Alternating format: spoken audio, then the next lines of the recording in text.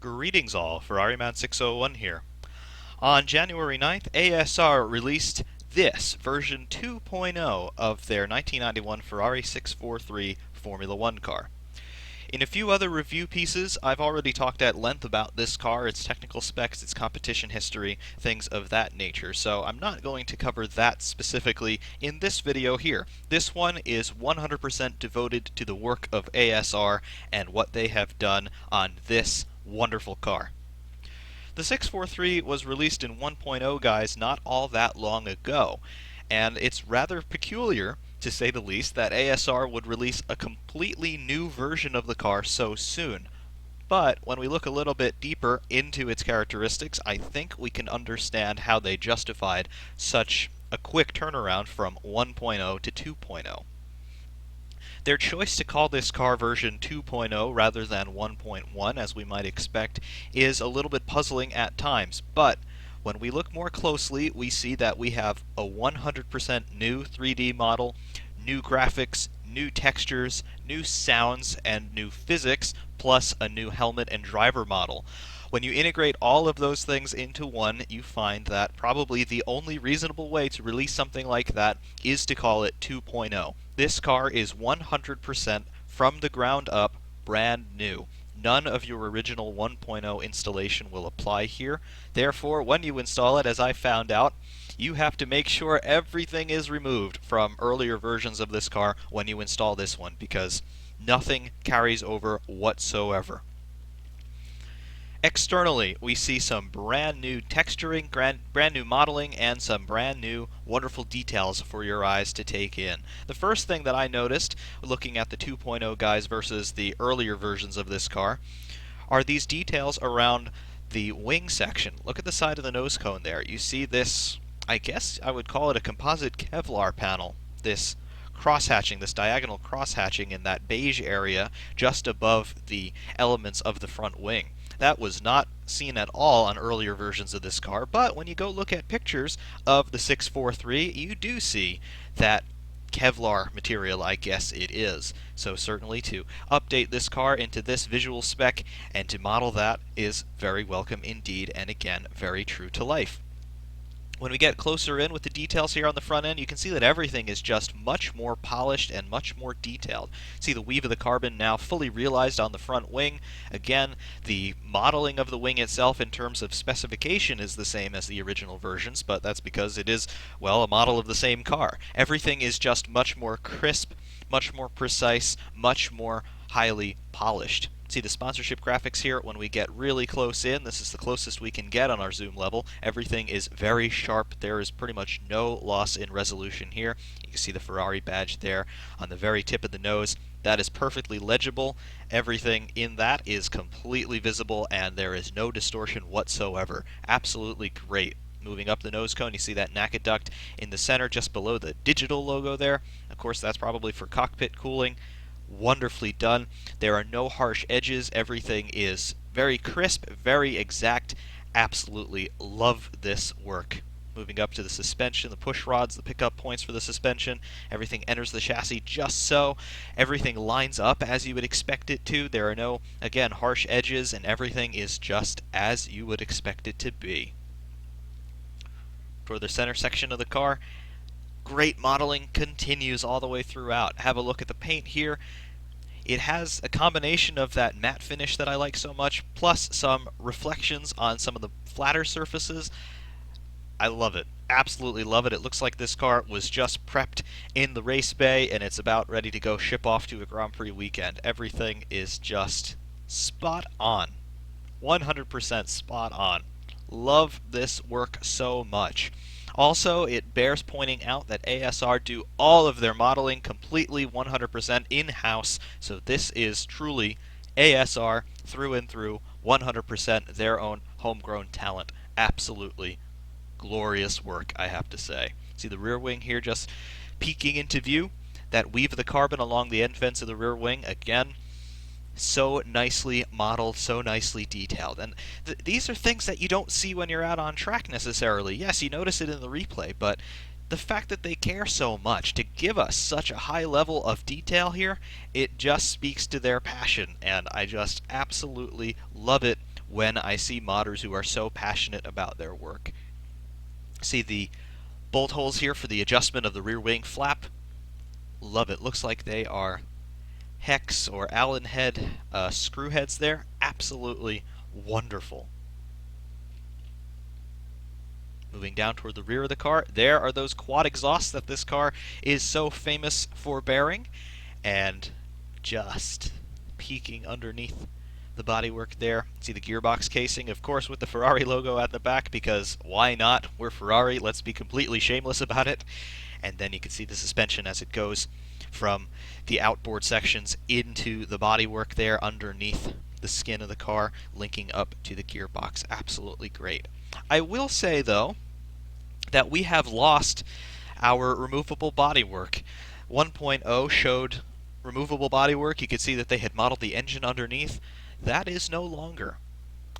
It's not something, again, that you see when you're out on track, and it's only something you can really enjoy in showroom view, but I did quite like it. I mean, the engine modeling wasn't great, but it was there, and it's just unique. It's not something that we see on a whole lot of Assetto Corsa cars, but I liked it, and I think it's a little bit of a loss, if I have to be honest, but truly, it doesn't matter once you're out on track, and just looking at the external details of this car as it is, it almost looks like you can reach out and touch it. Absolutely great. Love it so much. Of course, it does come in all of the liveries, the Prost, Alesi, and Morbidelli liveries. You can see perhaps some of these here. There's the Morbidelli livery. You do have the option to run tobacco sponsorship if you would like. On all three driver liveries, of course the Prost one here, you can tell it's Prost obviously because of number 27, but you can also see it has the yellow tabs on the edges of the both front and rear wings. So that is the distinction between the number 1 and number 2 car, as you can see there. We're going to keep it in the Alesi livery here. Just looking at the other details here, looking toward the cockpit. The cockpit modeling, I have to say, this is a big improvement over version 1.0. Everything just looks a whole lot more polished, a whole lot more complete. 1.0 was already a brilliant car. This has taken it to be one step above. We can go into the cockpit here. Rather slow flyover, just nicking the top of the mirror there as we go into the cockpit. And here we are. The eye point is very high in showroom view. We will not be driving the car from this high up, but you can definitely tell that a lot of work has gone into this.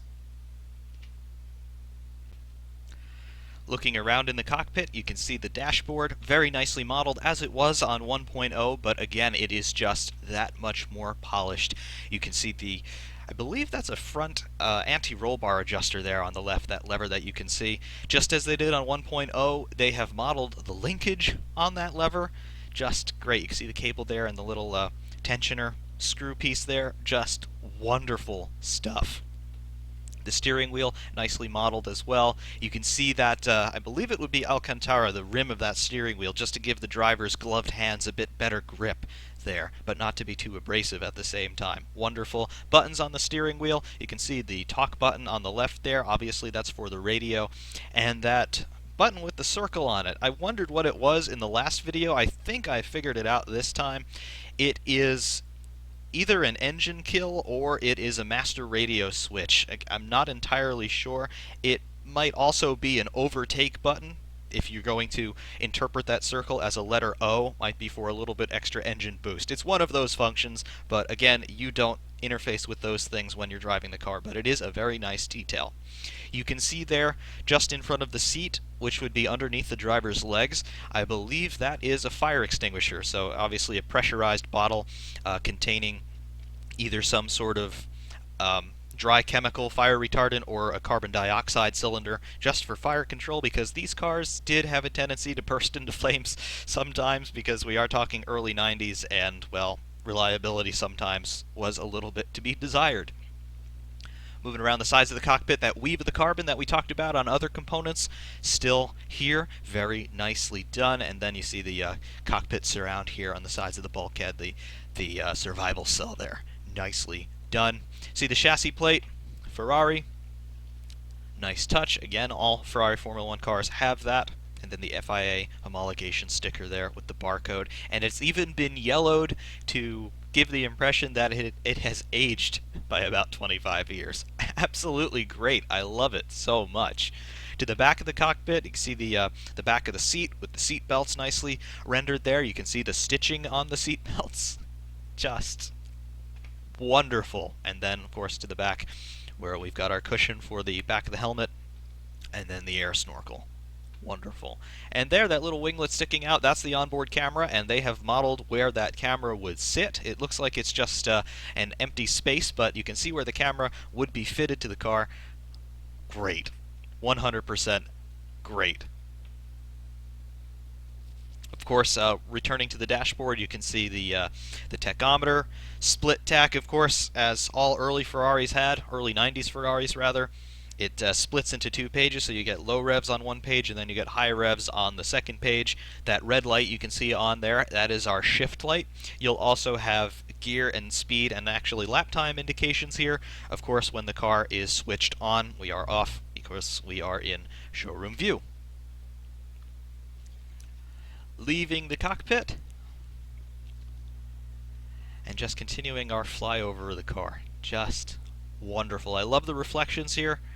And I love how the car, it doesn't have a pearlescent effect in that it doesn't change its color depending on the light, but the reflection value does change depending on the light. Right here you can see right above Alesi's name where we've got pretty much direct sunlight. It has a rather matte finish, but then when we go into more soft lighting conditions, things start to get more reflective up there. I absolutely love that. And of course on the replays, as you'll see, this looks even better. It looks even more realistic.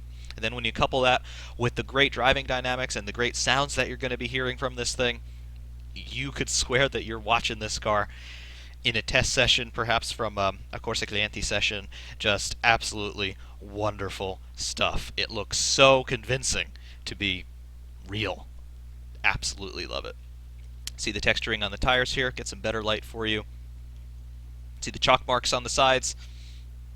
Of course, they would be written by the mechanics to talk about pressures and then the tire's location on the car. You can see the lettering, the Goodyear lettering first of all. Then you can see the stamps on the sidewall with the tire's dimensions. Can't quite make out that first digit there, but you can see looks like 26 by 13 by 13. Eagle F1, very nice. See a tire serial number D5511. And then, of course, the chalk markings there. Compound A set for 85 to 92. I'm assuming those are the working temperatures in Celsius. And then the chalk mark L, obviously being the left side rear tire. Wonderful. Speaking of the tires, these tires are very close to what Formula One's going to be running in 2017, as is the overall plan and layout of this car. We've got big front and rear wings, we've got a wide track, so in many ways these early 90s Formula One cars might be able to give us a taste of what we can expect from 2017 Formula One. It's interesting how history sort of repeats itself. A lot of people, including myself, have said that Formula One needs to reset its rulebook to about 1991 to 1995. I love it.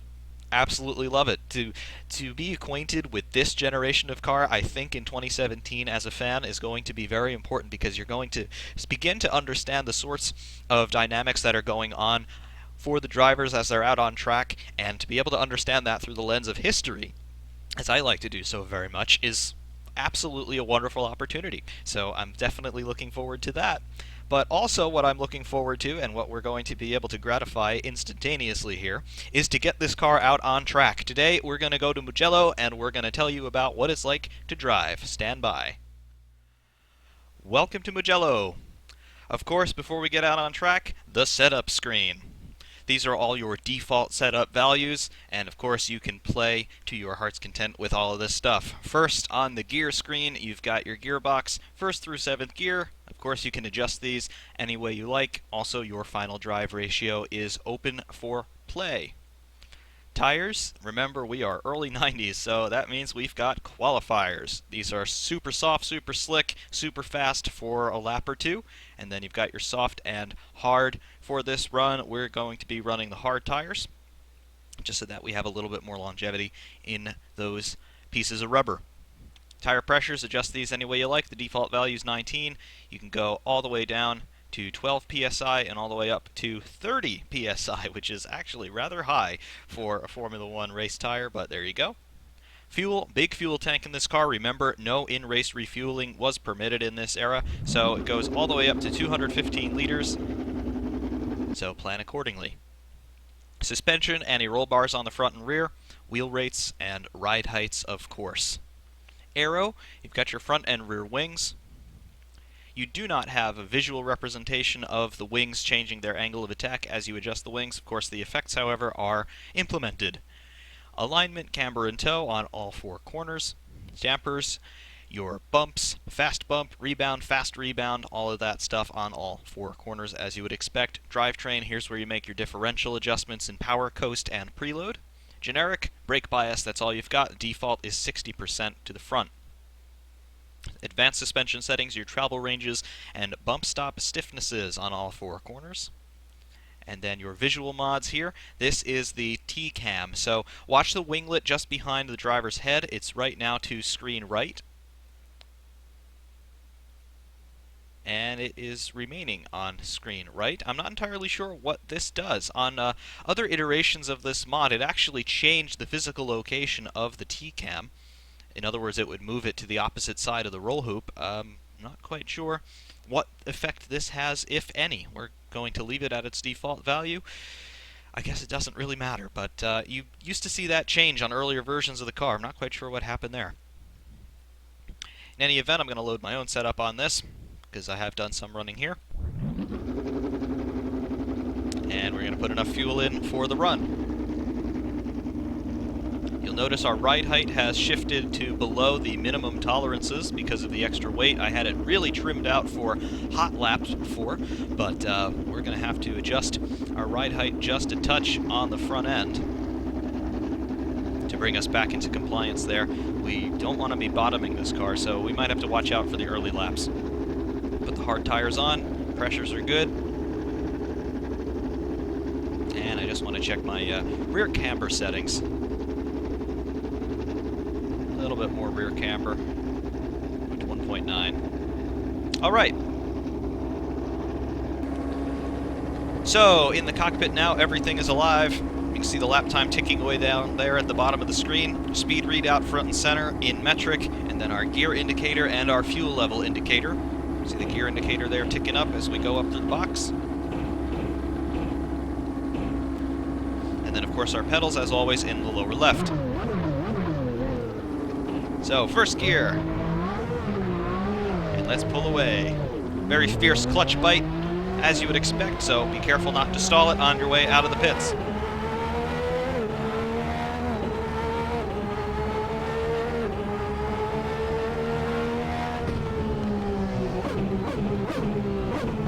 Just get up and down through the box there, and build some temperature in these hard tires before we start to push it a bit. Because they will be cold and kind of stiff.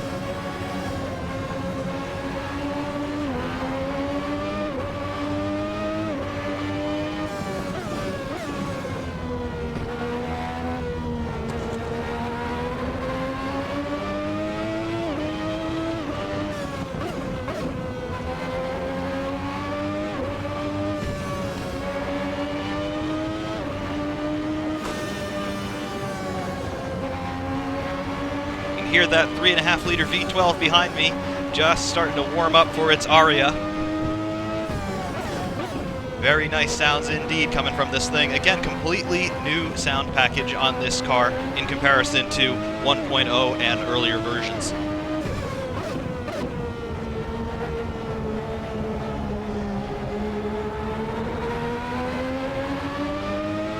Let's show it some speed through here.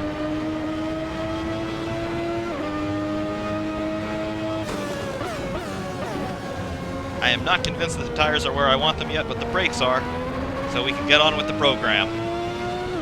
Full revs, down the start-finish straight. See how the speed just ticks up. There goes 300, still pulling hard.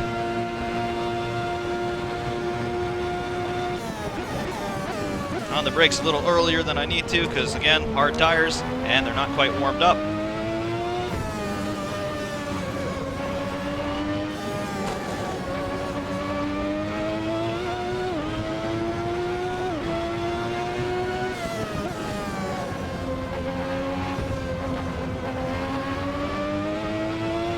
over those exit curbs there.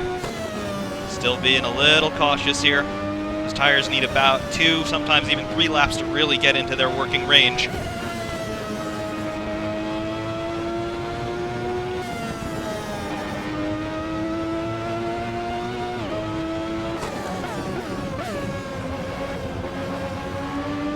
There we go. Things are starting to come to me now.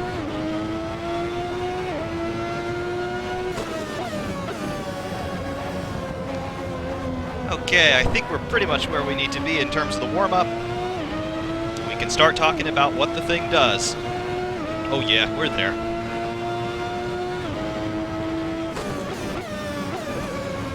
Coming into the final corner, we can start talking about balance. The default setup on the car, as is the case with many ASR mods, definitely biased to understeer. This is probably for reasons of accessibility, just so you don't get caught out too quickly by the chassis dynamics of this thing. The car is a bit tail heavy, simply because, well, it's got a V12 engine, and yes, even though they obviously designed it to be as light as possible, when you're talking about an engine that's as big as a V12, there's going to be some weight penalty applied. So, despite the horsepower advantages that it gives you, you've got to take its weight into consideration when you're thinking about overall chassis dynamics. For that reason, the car is a bit tail heavy, and therefore it requires that you are certainly aware of what it's doing while you're out on the track, because sometimes oversteer happens.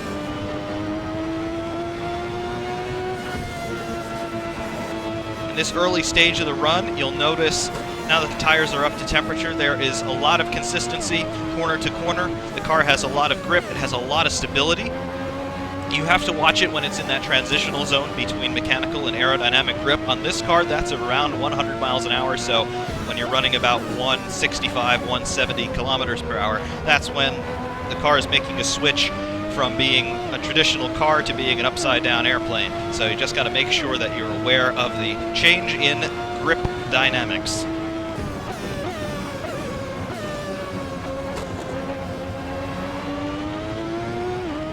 In terms of the engine, it is a V12, of course, and because of that, it is very smooth. It is very much like a turbine in the way that it develops its power. The revs come on linearly, and they come on full song in a hurry.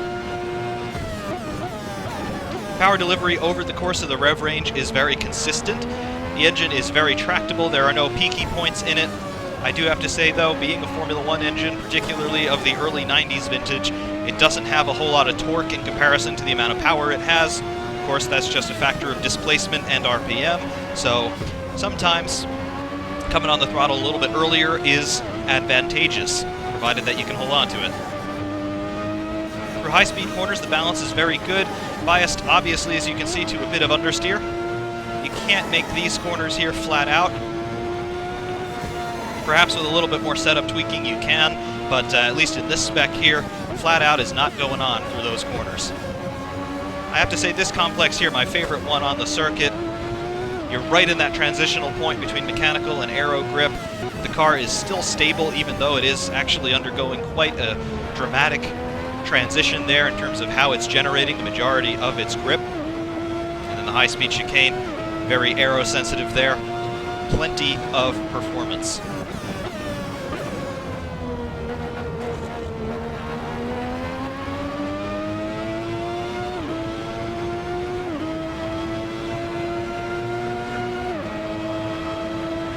You'll notice here the 7-speed semi-automatic gearbox. This was the third year for Ferrari running the 7-speed paddle shift box in Formula 1. They debuted it in 1989, where it had some reliability issues. Here by 1991, they had developed the thing sufficiently, and it was no longer as unreliable as it had been.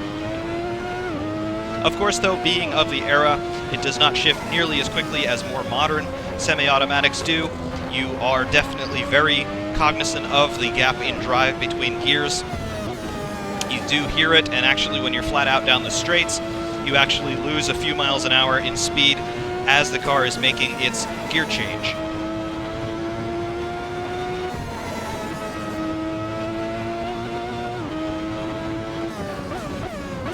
Gear changes themselves, though, they are completely automated. You do not have to lift the throttle on upshifts, nor do you have to blip on the downshifts. All the rev matching is done for you. And I've got to say the gearbox does a very good job of it. There's no rear locking. Everything is very stable throughout all of the gear changes.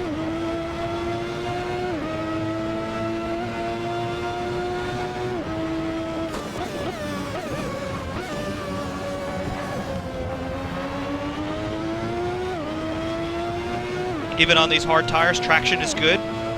Once everything comes up to temperature, everything is very predictable, very tractable. The car's not going to surprise you too much with snap oversteer moments. That's something that happens in the 1990 car by ASR. Sometimes it does treat you to some snap oversteer beyond any sort of logical explanation, but this one, not so much. It's a bit more stable than that other car, the 641.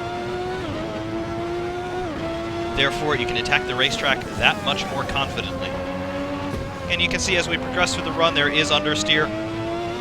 Just having to account for that as I'm approaching some of these corners, turning in a little bit earlier than perhaps I would like sometimes, and then feathering the throttle through the long, high-speed straights.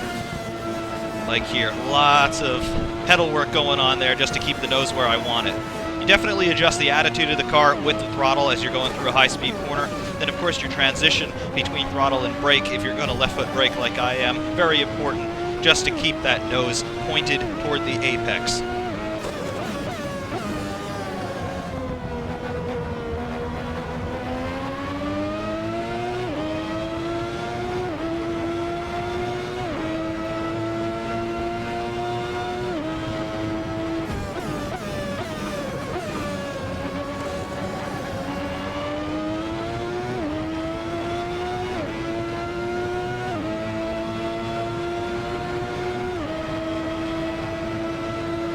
Coming down the straight here, force feedback feels very nice through my Logitech G27. The steering weight is absolutely spot on as far as I've got my settings go. Force feedback, yep, it's a subjective thing. You like what you like.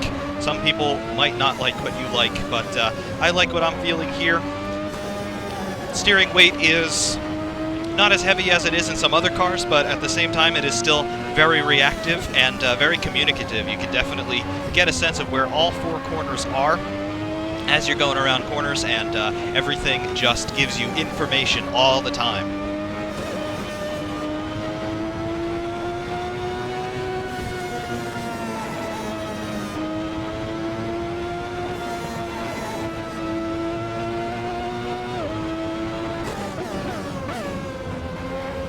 You hear the sounds there. There's just a little bit of a bumblebee-ish kind of electronic sound on the overrun there at high revs.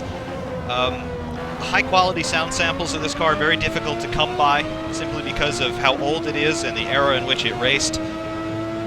But I'm not quite sure if that's true to life or not. It very well could be, depending on how those vibrations from the engine were transmitted through the chassis to where the driver sat.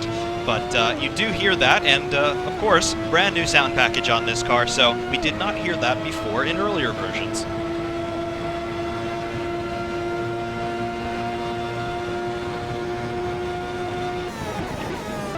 Hard on the brakes. The brakes are very responsive and very powerful. They're not quite as good as brakes on more modern cars, but 25 years of difference, so I think you can forgive them. They certainly feel of the era.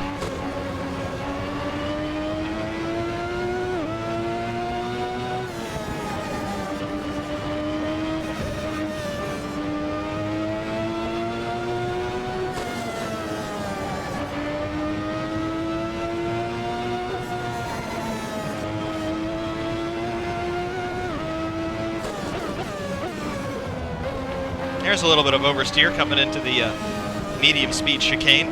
Just a little bit of opposite luck. Very easily recoverable, I have to say.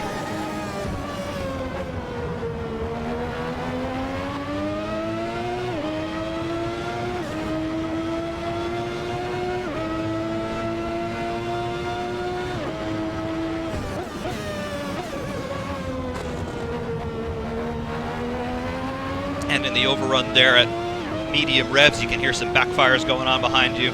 Awesome. Absolutely awesome. I have heard from ASR that the standard to which this car has risen is the standard to which they aspire for all of their final releases. So that means the F2004 and a lot of the earlier cars that they have already released in beta for quite some time. They are aspiring to apply this standard to all of them. I think what they've achieved here is absolutely immaculate. This car just gives so much emotion. You can feel that Ferrari passion coming from this car as you're driving it. The sounds work, the physics works, everything is working on this car. It gives you all of the sensations that you would expect an early 90s Ferrari Formula One car to give you. It does not disappoint in any regard. It's just everything that you want. It does what you want, it looks how you want, it drives how you want, it sounds how you want. Everything is spot on with this car. Quality is just amazing. And of course, the fact that you can get this car 100% for free over on Race Department, link will be in the description, just phenomenal. Cannot say thank you to these guys enough. The work that they do, absolutely world class.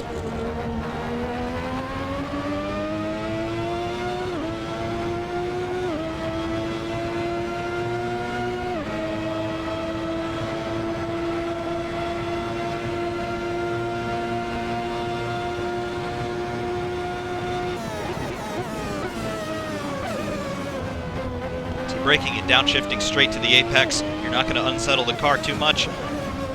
Definitely allows you to be aggressive.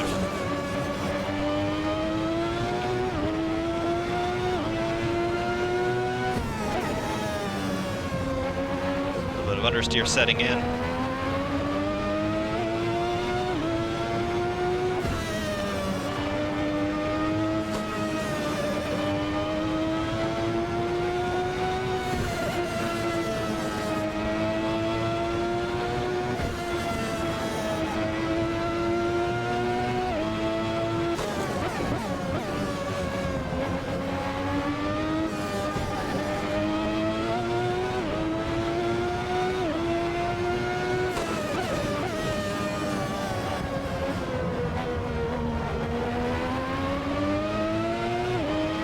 Absolutely great. One last time for the high-speed chicane. Awesome level of grip.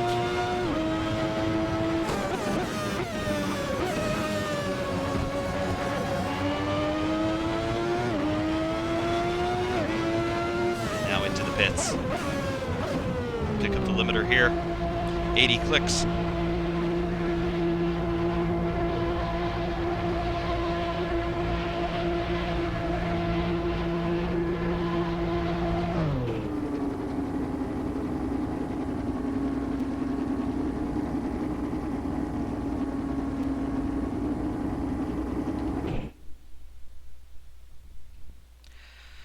Well, there it is, everybody. The Ferrari 643 in 2.0 spec by ASR. Just an absolutely phenomenal car, a 100% complete package. I don't desire anything else on this car. And again, this is the standard that we can now expect from ASR for all of their final releases. Just absolutely brilliant. Just look at it, look at the appearance in this shadow here. It just looks so menacing. That Ferrari red, that legendary color, it looks like it means business right now, and it certainly does, as you've just seen. The car is just, it's a joy to drive. It does everything you'd expect. It sounds how you would expect. It looks how you would expect. It is Ferrari, 100%. The early 90s were not a particularly glorious time for Ferrari looking at their competition history, but certainly the cars that they made, they were just so full of passion. They were so full of that wonderful expressionism that Ferrari is so well known for. And the fact that now we're able to drive their early 90s Formula One cars in Assetto Corsa modeled to this level of detail in terms of graphics and to this level of performance in terms of physics is just absolutely phenomenal. World-class job here by ASR. Do check them out. at asrformula.com. And also, if you want to get your hands on this car, check it out over on Race Department. Links to both sites will be in the description. Of course, hot laps are to follow, so stay tuned for that. But until then, FerrariMan601 saying thank you all so very, very much for watching, and thank you all so very much for your continued support. Thanks, guys. See you later.